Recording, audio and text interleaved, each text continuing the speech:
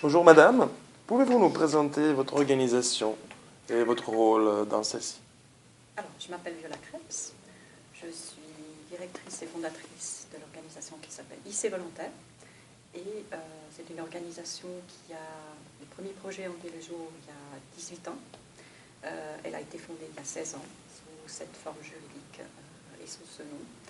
Et elle œuvre dans le domaine de la communication et du volontariat au sens large du terme. La communication, donc tout ce que nous faisons est d'une manière ou d'une autre lié à la communication. Est-ce que votre organisation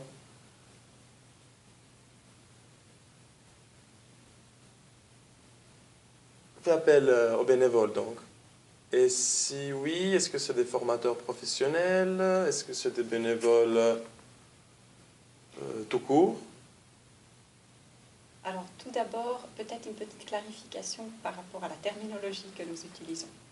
Nous travaillons avec des personnes effectivement qui sont bénévoles volontaires, mais nous avons privilégié l'utilisation du terme volontaire, tout simplement parce que ce que nous faisons se fait en fait de manière structurée et encadrée. Et donc très souvent, ces volontaires qui viennent chez nous, ce sont des professionnels qui ont un parcours de vie, peut-être ils sont en début de parcours, donc ça peut être des étudiants qui sortent avec une formation, un diplôme, ou qui sont encore en train de compléter leurs études, ou alors des personnes qui à un moment donné ont décidé de changer de parcours et qui ont déjà un bagage professionnel parfois très conséquent. Il nous arrive de collaborer avec des anciens directeurs de banque, avec des, enfin, vraiment avec un spectre très large de personnes. Je devrais préciser également que nos plus jeunes ont tout juste 15 ans et que notre aîné de tous les âges. Et d'ailleurs, cette personne qui a 93 ans, elle s'est mise au cybervolontariat il n'y a pas très longtemps. Et elle a fait un petit témoignage à ce sujet parce qu'à un moment donné, bon, elle avait sa petite fille qui lui a acheté un ordinateur. Et elle est en train de se former et puis elle aime beaucoup envoyer des emails. Comme quoi, il n'est jamais trop tard pour s'y mettre. Il faut dire aussi que c'est une dame assez exceptionnelle qui a encore beaucoup d'énergie pour son âge. Mais en tout cas, pour dire que le spectre de personnes qui viennent ici est assez large. Après, de manière générale, effectivement, oui, on a des formateurs professionnels également.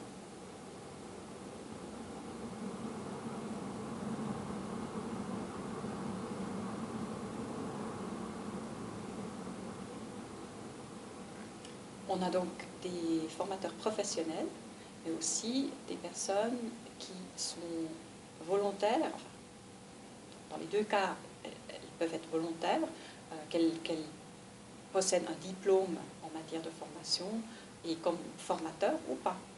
Et comme les deux personnes que nous avons entendues tout à l'heure, eh ben, ce sont des personnes qui n'ont pas forcément un diplôme d'enseignant, mais qui sont en train d'étudier. Et donc, c'est aussi une façon d'acquérir une expérience. Et bon, ayant enseigné moi-même dans ce type de structure, donc à l'université ouvrière il y a un certain nombre d'années en arrière, je disais toujours que en réalité, ce que je pouvais apporter, c'était bon, un petit bout de quelque chose, c'était une connaissance, c'était une écoute. Mais qu'en réalité, ce que je recevais en retour, c'était tellement plus énorme. Et en fait, cette rencontre, c'est souvent effectivement un rendez-vous du donner et du recevoir. Le fait que je donne quelque chose, mais que je reçois aussi quelque chose en retour. Et donc c'est un échange. Et c'est ainsi que le volontariat, comme il est pratiqué ici, fonctionne et vit réellement. Et quelle est votre opinion, madame, concernant l'activité de volontaires dans le domaine de l'enseignement, de nouvelles technologies, de manière particulière? Eh bien, comme dans tous les domaines de la communication, je dirais, les volontaires formateurs peuvent apporter beaucoup. Après, il y a différents types d'enseignement et différents niveaux. Parce que ce que peut apporter un programmeur qui a une expérience dans, dans un langage, que ce soit PHP, les CMS et autres, ça peut être assez technique. Un agent social, lui, fera plus un travail d'utilisation des nouvelles technologies et un accompagnement pour montrer à une personne qui ne maîtrise pas ces outils, et puis de manière très basique, comment fonctionne une souris, comment allumer l'ordinateur. Tout ça, c'est autre chose. Mais là, effectivement, c'est aussi un lien social.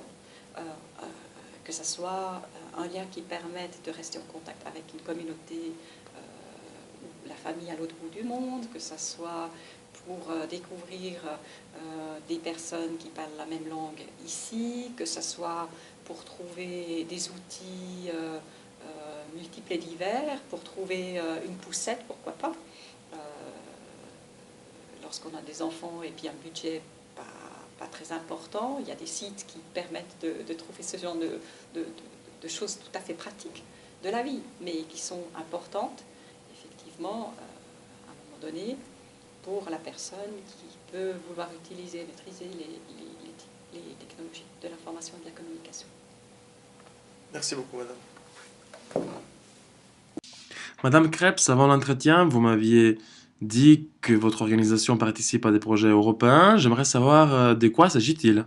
Donc, les nouvelles technologies, ici à ICV, on gère plusieurs programmes, dont un qui s'appelle Éthique et qui travaille dans le domaine des nouvelles technologies et du développement, et aussi un autre programme qui s'appelle Cybervolontaire. Et en fait, tout ce que nous faisons au niveau européen, c'est un petit peu à ce niveau-là que ça s'insère. Dans la mesure où nous avons participé déjà à un autre projet européen qui s'appelait les volontaires du savoir, ou Knowledge Volunteers, qui avait impliqué des organisations de volontaires de 7 pays européens, et qui avait pour objectif de mettre en relation en fait, des jeunes avec des personnes plus âgées qui, elles, avaient besoin d'un coup de main et de tout un parcours d'apprentissage par rapport aux nouvelles technologies. Donc, en fait, les jeunes étaient des passerelles et puis des agents sociaux. Maintenant, ce deuxième projet qui a démarré l'année dernière, enfin, officiellement en 2013, mais vraiment les activités ont démarré l'année passée, s'appelle Acting, et l'objectif c'est de former des agents sociaux qui ensuite, en matière d'enseignement des nouvelles technologies, et aussi de les introduire de sorte qu'ils puissent utiliser une plateforme qui est mise à disposition avec des supports, différents supports qui permettent, qui facilitent l'apprentissage. Donc cette plateforme dispose d'un éventail d'outils qui sont destinés à l'apprentissage des nouvelles technologies et qui peuvent être utilisés par les agents sociaux qui, chacun d'entre eux, ils ont effectivement des projets qui mettent en œuvre en lien avec l'enseignement et les personnes âgées. Et c'est là aussi que vient la complémentarité avec votre projet, dans la mesure où ce projet, il a un objectif très similaire et des supports d'enseignement et une plateforme qui est gratuite. Et on peut effectivement imaginer des passerelles entre les deux, puisque certainement ces supports sont complémentaires et c'est fort utile effectivement d'explorer des possibilités de collaboration et d'utilisation des outils qui sont là, et d'en faire bon usage. D'accord, merci beaucoup, madame. Madame Krebs, je vais juste poser une question à votre collaboratrice. Donc, Madame Léonie est responsable des projets européens. J'aimerais savoir donc quel est le rôle des réseaux sociaux dans la coordination de ces projets et dans la mise en place, on va dire, de ces projets. De la communication et aussi aussi un peu de la coordination du projet. Et donc, pour mon apport que ce que je peux apporter comme constatation, c'est que je trouve que les nouvelles technologies, les réseaux sociaux aident en fait à mettre ensemble les personnes de différents pays pour pouvoir collaborer plus facilement. Par exemple, avec nos partenaires espagnols, italiens, ou même roumains, on peut discuter sur Skype, on utilise la plateforme pour échanger des informations, on utilise le site web pour mettre nos avis et nos conseils, on utilise le site web pour ajouter des articles et on utilise aussi Twitter pour apporter un peu de matériel utile et puis pour échanger des expériences entre les agents sociaux. Et je trouve que justement les réseaux sociaux, ça permet d'améliorer la communication entre les différents agents, que ce soit des agents sociaux, que ce soit des agents qui travaillent, des volontaires qui travaillent pour des associations aidant les personnes âgées. Est-ce que vous pouvez vous présenter brièvement et nous parler de votre expérience en tant que bénévole dans le domaine de l'enseignement des nouvelles technologies de l'information? D'accord. Je m'appelle Karina. Je suis bénévole dans un groupe de personnes âgées. Je m'appelle Karina. Je suis partie d'un groupe de bénévoles qui travaille à l'Université populaire. Et on a aussi un groupe de femmes, plus de 50 ans et 60 ans. Et on essaye de leur apprendre à entrer en Internet d'abord, à utiliser aussi sur le smartphone. Donc c'est une expérience très enrichissante. Les bénévolats, ça donne beaucoup. Surtout la richesse d'esprit. Est-ce que vous pourriez peut-être ajouter quelque chose? Oui, je m'appelle Juliana Morin et moi je fais la même chose. Je donne des cours de bénévolat à la PCG depuis 3 ans. Et aussi, moi je fais depuis 3 ans aussi, en même temps, j'aide une femme, pas vraiment, c'est vraiment pour les ordi.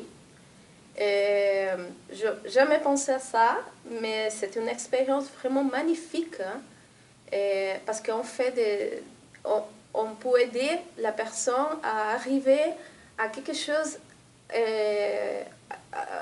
comment on peut dire, et arriver à faire de plusieurs choses. Et pas rester dans le même état, et progresser,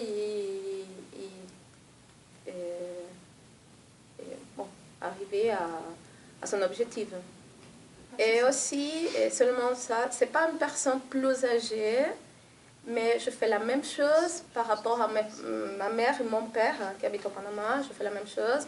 Et c'est vrai que c'est un travail pas facile parce que c'est la famille, mais on peut voir que la personne progresse et c'est magnifique vraiment. À la fin, c'est magnifique. À votre avis, quel est l'apport de l'activité de bénévole dans ce domaine de l'enseignement? L'apport, c'est un échange aussi. C'est enrichissant pour les deux côtés, autant pour les participants que pour moi. Des fois, j'aime bien les structures, mais quand on travaille avec des personnes âgées et les outils informatiques, on doit des fois laisser les structures pour s'adapter à leurs besoins. Oui, normalement, c'est vrai que moi je pense la même chose, qu'on doit, moi je suis un petit peu structurée, je ne sais pas comment on dit en français, mais c'est ça. Et c'est vrai qu'on donne un cours, on aide quelqu'un qui est plus âgé, quelquefois, on doit obliger les structures. Parce que c'est vrai que c'est différent. C'est pas une personne jeune, c'est différent, vraiment. D'accord. Et quelles sont les difficultés que vous rencontrez le plus souvent? Quelles sont les plus grandes difficultés que vous rencontrez dans l'enseignement de nouvelles technologies à ce type de personnes, naturellement? Les grandes difficultés, pour moi, c'est toujours les outils maintenant sont tout tactiles. Donc, pour les personnes âgées qui n'arrivent pas à mesurer la taille, ils n'arrivent pas à mesurer les doigts sur l'écran, c'est toujours un grand souci. Donc, ce qu'on fait souvent, c'est de leur encourager à le refaire. Pour moi, c'est la chose plus importante, de les encourager et pas laisser tomber, simplement ça. À mon avis, moi je trouvais que normalement la personne perd la patience. Parce que la technologie, ça se passe trop rapide. Et normalement, je crois que c'est ça, c'est la patience. D'accord. Et j'aimerais aussi vous demander, comment faites-vous face à ces difficultés? Donc, est-ce que vous pourriez décrire votre manière de faire face aux difficultés que vous rencontrez avec ces personnes? Oui, des fois, pour arriver à surmonter la difficulté, on prend une pause d'abord, on discute, on change de sujet pour un petit moment. Et si même on n'arrive pas avec ça, je demande toujours à ma collègue. C'est bien d'être soutenu par une structure qui va te donner, je ne sais pas si c'est des réponses, mais il va te donner des outils, des expériences qui ont eu et on peut essayer. Nous, Juliana et moi, on travaille presque en tandem, on fait des remplacements quand une de nous part en vacances ou quelque chose comme ça. On est en examen aussi parce qu'on étudie les deux. Et quelle est votre opinion du bénévolat en général? C'est une super question. Je crois que le bénévolat, c'est une action enrichissante et on a besoin vraiment de donner ce qu'on peut donner. On peut donner beaucoup de choses aux autres. Et pour moi aussi, c'est super enrichissant parce que je viens d'un autre pays. Je n'ai pas ma famille ici. Donc c'est une façon de rencontrer les gens et c'est un échange. De quel pays venez-vous? Je viens d'Argentine. Et moi, jamais pense vraiment par rapport à au bénévolat, qu'est-ce qu'on pense. Non? Mais pour moi, c'est vrai que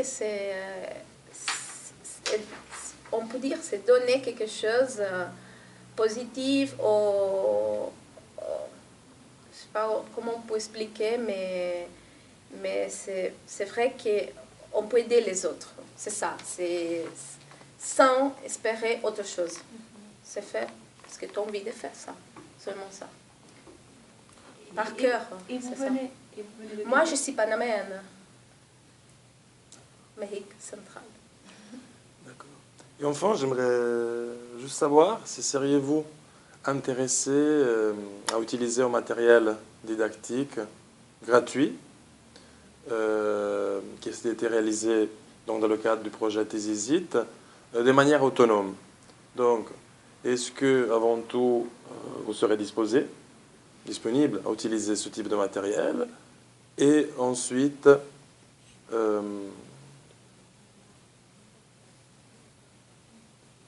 voilà, si vous seriez intéressé à, comme vous faites déjà, mais de donner des cours de manière autonome. Donc, en sortant du cadre, on va dire, de votre association. Des fois, on croit qu'on a besoin toujours de faire un cours, d'avoir un diplôme pour certaines activités. Mais je suis partant d'utiliser les nouvelles technologies et aussi le cadre que vous proposez des sites. Je trouve qu'on apprend beaucoup des autres, des associations, des partenaires, des collègues. Et je crois que moi aussi, je peux donner quelque chose aux autres. Donc vous n'avez aucune limitation. Vous seriez bien disposé à utiliser ce type de matériel, à l'enrichir, etc. Oui.